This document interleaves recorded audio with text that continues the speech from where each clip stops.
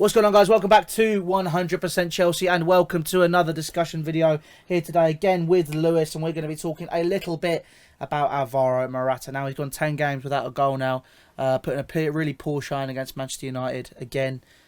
People were talking about the fact he'd had an injury and he'd come back and he'd get back into it, but serious question now lies, is this the man to lead the Chelsea front line? I know people are going to be talking about Diego Costa straight away in the comment section, but or should we have that as a buzzword unless it's really necessary to the conversation? Diego Costa? Yeah. No, because with me it's simple that Morata has been brought in as Diego Costa's replacement, so Diego Costa has to stand as the benchmark. Okay, all right then. Okay, we'll get straight into it then. Got a few quotes to go into today as well. We're going to start off with a bit of a timeline. So obviously we'll start with when we signed him. So obviously there was a huge hype around it. It had been going on for a couple of months, especially from us, because I did like him as a striker. I thought he was a really good player. Keyboard being was right now. But obviously he said he based himself on Fernando Torres. Thought it was the Liverpool version. No, it wasn't. But, I mean, yeah, so we sign him. Charity Shield rolls round. He misses the penalty, which would have won the game. What was it he was saying? He apparently said to the Spanish press, "They're already killing me." This is going off an article from the Telegraph as well. We're going to be linking it to that a lot. Yeah, so we'll stick with the Telegraph. We stick with good tap. We stick with that kind of top end of when it comes to transfer news and that kind of stuff, the reliable stuff. But yeah. So what does that say about Alvaro Morata and his character to you? Well, with Morata, I always feel like you see his body language on the pitch. He always seems to be a player that looks frustrated, whiny. Like with me, the thing that's always seemed to annoy me about Morata is the body language. Like when he goes for the ball, he will drop on the floor like a deck of cards in the wind. When he gets possibly the smallest touch from an opposition player, he's on the floor clutching whatever body part he got touched with. Yeah. That's the one thing that seemed to irritate me about Morata. Literally just his body language. But do you think people that defend him say that it's because he's coming from the Spanish league? BS or fair point? Diego Costa came from the Spanish league. This is true. He also got several red cards in the Spanish league. He was a bit of a bad boy. But he only ever got one for us. This is also true. That was annoying when he got that red card as well. It was Gareth Barry, wasn't it? Everton in the FA Cup. Yeah, he bit or didn't bite him. If you even look at the replays, you can't really tell. He looks like he stops. But he kissed him. But yeah, I mean, I miss Costa, man. I think we all do. But I think, Alvaro Morata, the key word there is when you say he doesn't go out for the 50-50, doesn't go out for the challenges. People, and he's big. Do you remember he did that video on Copper 90 at the beginning of the season?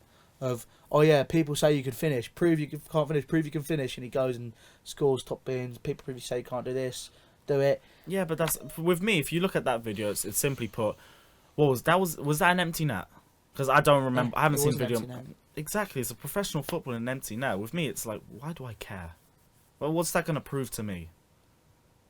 Yeah, I guess so. That's a fair point. I mean, I think Alvaro Morata kind of he proved he was good against Stoke. But to be fair, at this point, Stoke were on their knees, and it's a serious question. Yeah, he proved himself against Stoke away, but Stoke at home, he missed how many one-on-ones? This is true. I think a prime example of him basically not living up to the hype is that Arsenal game. We could have won that game. I'm sorry, Arsenal is one of many for me. You've got Stoke as well, another example. You've got, with me, this is possibly the biggest example, Qarabag away. We were, 3-0, 4-0 up when we brought him on, and he missed how many one-on-ones? You can even go further back and say Bournemouth away, he missed a couple one-on-ones in that game. Atletico Madrid away, he missed a one-on-one. Granted, he scored with a header, but he was one-on-one the keeper and he put it wide as well. This is bar the Stoke game and the Bournemouth game where in the cup, nearly every time he's been seen to be on a one-on-one, especially for many others, especially in the last 10 games. It's more or less a given that it's not going in. So what's the problem? I don't know. I'm just there thinking we've spent £70 million on a player that doesn't know what he's doing with his feet. That's literally what it looks like to me. As much as I hate to say it, I've always said, like I even said this in the United game, after the United game, and I'll repeat it here now. He's got all the talent in the world to be one of the best strikers. It's literally up here. Morata's problem is his head. No, His greatest strength is also his greatest weakness, his head. His fingers as well. He spends too much time on Instagram.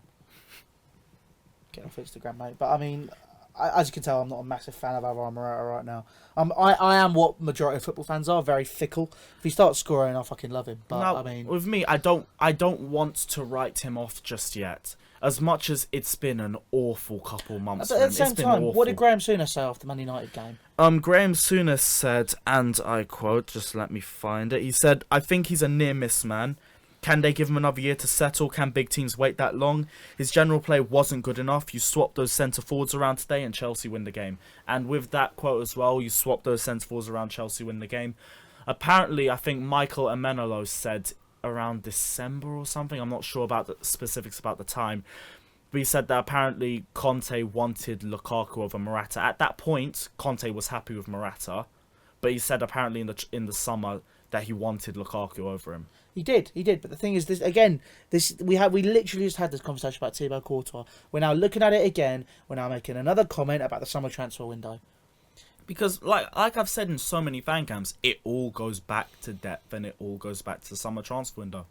Did call it since Burnley. We did. You called it since the Charity Shield, to be fair.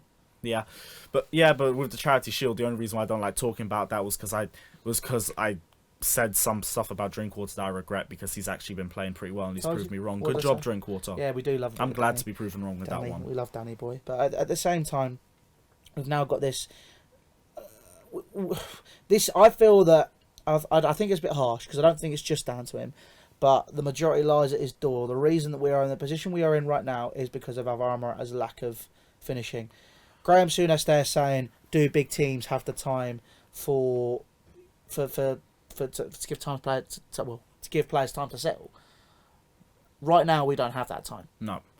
The thing I will say is against one of the comments you just said, I don't think Morata is the main reason. I think there's many reasons why we're in the position we are in. Well, but he can't score, Lewis. I know, but the midfield's also been atrocious. Yeah, this is true, but if you haven't got someone He's one of. I know, yeah, one of the major reasons. How do you win games? Fab striker. I get that, but you also need to not be conceding goals. I know. Goals win you games, defenses wins you titles. Yeah, this is true. But at the same time, you know, our defensive capabilities do come down to a sincere lack of depth.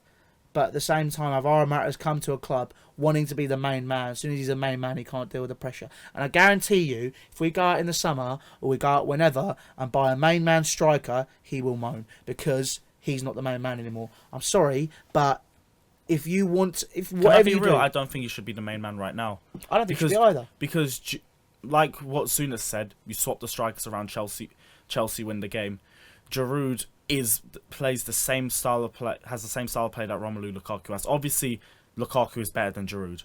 Yeah. But Giroud fits our style of play better than Morata does, because Morata's hold-up play has been terrible. His overall play with his feet has been terrible, and he's only good enough. He's only world-class when you have a specific ball played into him by Cesar Azpilicueta, and that is it. Which doesn't make him world-class. Exactly. So, I mean, the next question now is obviously, who do you go out and sign if you go out and sign someone in the summer? There are not exactly many world-class strikers available for free on the transfer market, are there? You're not going to exactly be able... We can't... Lewandowski's someone that we're always linked with. He's never going to leave Bayern Munich, let's be honest. I mean, if he does and he comes to Chelsea, happy days, I'll be happy with that. That's who I want. But realistically, who is out there to go and get? Nobody.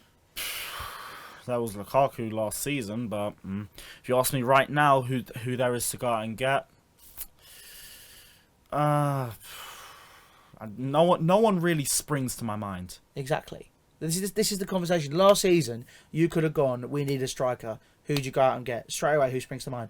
Romelu Lukaku. Lacazette. There's plenty of players that come out. Or I do just see we had Diego Costa. You could have sorted that one out. With me, my opinion on Costa is that if you told him no, you're staying, but you still promise him that starting spot, you would be okay with it. Same thing that happened in 2016.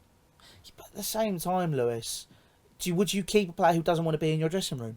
And he'd been angling it not just since 2016. He was angling it from basically as soon as he joined. As soon as he joined. Well, no, okay, maybe that was a bit of an exaggeration because I'm in a bit of a hyped up mood. But at the same time, He wasn't angling in 2015. It started in 2016. Lewis, he was angling in the January of when he joined. He was angling from then. But with me, it was like I never saw him force it until this summer, and the reason why was because Conte just came out and said, "I don't want you in my team."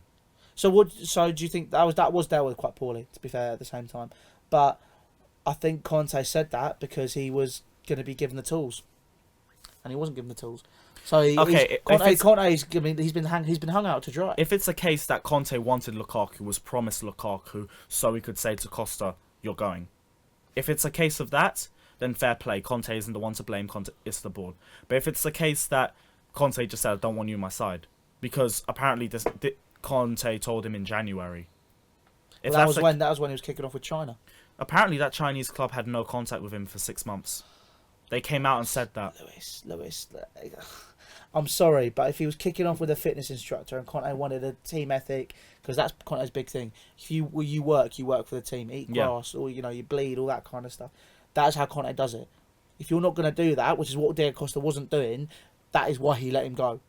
But at the same time, Conte could have dealt with it slightly better. I do agree with that. That's the thing with a manager. You have to be able to manage different egos. And do you feel that's a problem with Conte? I feel like with Conte, I can't say much because again we don't see him on a daily basis. But if you ask me to look at what you see in the media and what you see of him right now and make a judgment off that, what I would say is that he is very, very strict. I don't know if he would be able to manage it, but that's the case with me. I don't know. I can't tell you. If you ask me to make a judgment on it, I'm more or less just guessing. Hazard, Courtois, Diego Costa. I've heard big egos there. I heard Hazard and Conte. I heard in an article that Hazard and Conte had problems when he first joined, but that obviously got sorted. There's the Courtois stuff right now that we just talked about before. There's Costa as well. There's a lot of it. But again, if you ask me to speak about it, there's not really much for me to go on. This is true. But yeah, I think we'll wrap up there, mate, because we have been going for about another 10-15 minutes. But yeah, guys, let's know your thoughts down in the comments section below. What do you think about Alvaro Morata? Do you think he should be given the starting number 9 shirt at Chelsea Football Club? Should it be Olivier Giroud who's starting out front for Chelsea in the big games? Obviously, Barcelona's coming up. What is your starting 11 for that game? Manchester City as well. But yeah, make sure you check out Lewis's channel. There'll be links to that down in the description. Make sure you check out UFF as well. They'll let us use their studios again today. There'll be a link to their channel as well. But guys, make sure you subscribe to 100% Chelsea. Hit that notification bell so you can get more. Well, you know when we have our videos up. We are going to be doing more lives as well soon.